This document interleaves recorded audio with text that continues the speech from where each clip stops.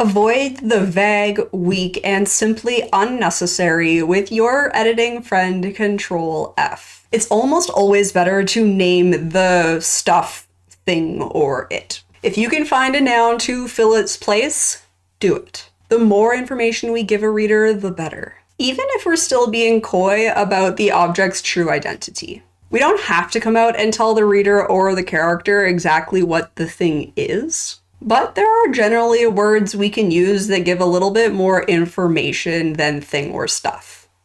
And when it comes to it, the issue is usually more about pronoun confusion, where it's unclear what it is actually referring to, so just be conscious of that one. There is, of course, an obvious exception, therefore, when it is very clear what it's referencing. Let's take a look at an example. The thing was covered in black sticky stuff, versus the shelf was covered in black sticky goo, or the shelf oozed with black sludge. Stuff adds no context to this black stickiness, whereas using a word like goo or sludge calls to mind a much more specific vision.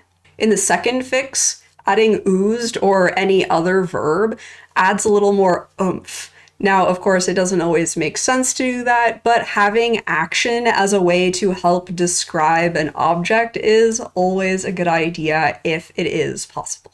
There is a caveat here. You want to be sure that you're actually creating more clarity and not just falling into the trap of big word look smarter. So don't just change things willy-nilly.